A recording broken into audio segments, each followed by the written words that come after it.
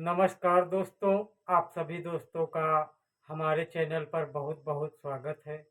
दोस्तों, आज जो मैं कहानी लेकर आया हूँ, ये कहानी नहीं बल्कि एक सच्ची घटना है। ये सच्ची घटना पाकिस्तान के कराची शहर की है।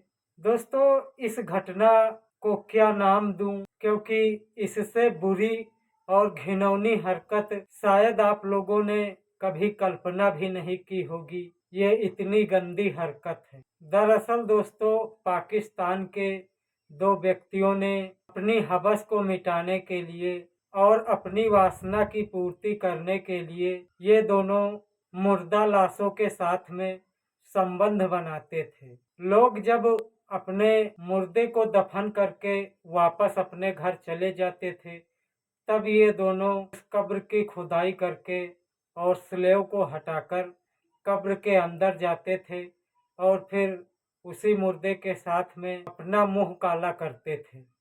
तो आइए दोस्तों, आप लोगों को इस घटना से अवगत कराता हूँ, लेकिन उससे पहले आपका ये छोटा भाई विनीत आप लोगों से हाथ जोड़कर विनम्र निवेदन करता है कि मेरे वीडियो को एक लाइक कर देना और मेरे चैनल को सब्सक्राइब कर देना, ताकि मेरा वीडियो बनाने का हौसला बढ़ता रहे और मैं इसी तरह की घटनाओं एवं कहानियों से आप लोगों को अवगत कराता रहूं। दोस्तों, पाकिस्तान के सरगोधा में एक मोहम्मद रियाज नाम का व्यक्ति रहता था। मोहम्मद रियाज अपनी रोजी रोटी और अपना जीवन यापन करने के लिए वो एक कब्रिस्तान में माली का काम करता था। यानी उस कब्रिस्तान पर जो फूल पेड़ लगे थे, उन्हीं की सिंचाई का काम करता था। उसके साथ में दोस्तों उसका एक दोस्त और भी यही काम करता था,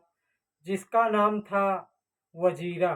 दोस्तों, ये दोनों साथ में मिलकर उसी कब्रिस्तान पर माली का काम करते थे। लेकिन दोस्तों, उस कब्रिस्तान में जिस दिन भी किसी महिला की मौत हो जाती थी और उसका शव दफनाने के लिए आता था, तो इन दोनों की खुशी का कोई ठिकाना नहीं रहता था। मृत महिला को दफनाकर जब उसके घर वाले लोग वापस अपने घर को चले जाते थे, तो ये दोनों उसकी कब्र की खुदाई करके और स्लेव को हटाकर पैरों की ओर से उसी कब्रिस्तान में ये दोनों अंदर चले जाते थे और फिर उसी लाश के साथ में दुष्कर्म करते थे। दोस्तों, इन दोनों ने मिलकर 48 औरतों के साथ में ऐसा ही कुकर्म किया और फिर उसके बाद में मोहम्मद रियाज के दोस्त, जिसका नाम वजीरा था, बीमारी के कारण उसकी मौत हो जाती है और अब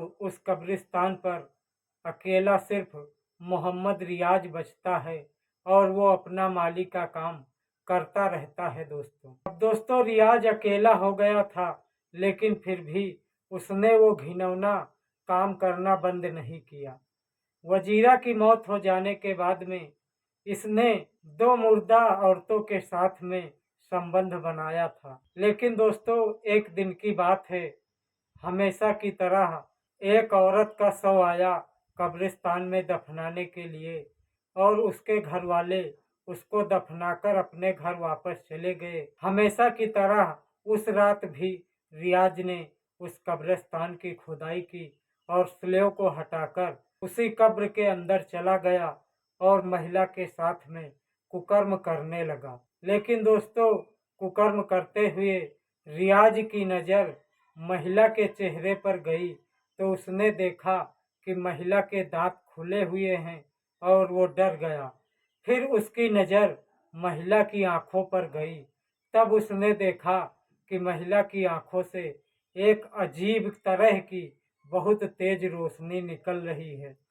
दोस्तों, रियाज जब उस रोशनी को देखता है तो वो काफ़ी डर जाता है और वहाँ से भाग निकलता है। दोस्तों, वो इतना डरा सहमा था कि वो चिल्ला रहा था। तो उसकी आवाज़ को सुनकर पास के लोग इकट्ठा हो गए और उससे पूछताछ करने लगे। तो पहले तो उसने कुछ नहीं बताया, लेकिन लोगों ने उसे विश्वास में लिया और उसको धैर्यता बंधाई। तब उसने सारी सच्चाई बताई। तो जब लोगों ने उसकी सच्चाई सुनी तो लोगों का खून खौल उठा और फिर कुछ लोगों ने उसकी पिटाई भी कर दी।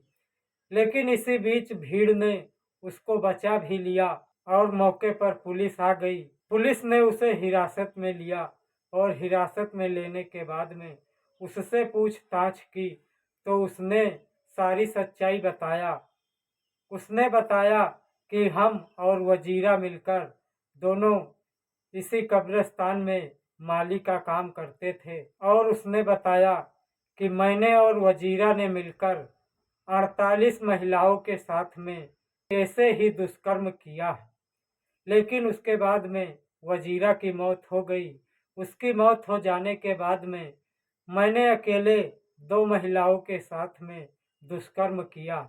लेकिन मैं जब आखिरी बार ये दुष्कर्म कर रहा था तो मैं काफ़ी डर गया। दोस्तों, अब पुलिस वाले उससे सवाल करते हैं कि तुम मुर्दा को पहचानते कैसे थे कि ये किसी पुरुष का मुर्दा है या महिला का। तब दोस्तों वो बताता है, कहता है कि महिलाओं की कब्रिस्तान पर एक अलग रंग का पर्दा डाला जाता है जिससे मैं पहचान लेता था कि ये पुरुष की कब्र है या महिला की कब्र।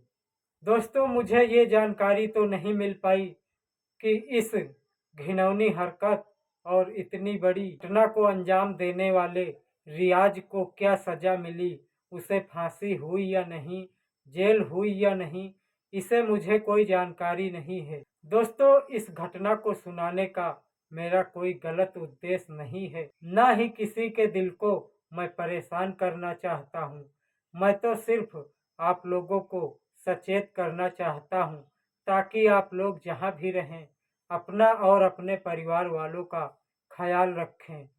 मिलते हैं फिर किसी अगली वीडियो में ऐसी ही कहानी लेकर। तब तक के लिए आप लोग अपना और अपने परिवार का ख्याल रखना। जय हिंद, वंदे मातरम।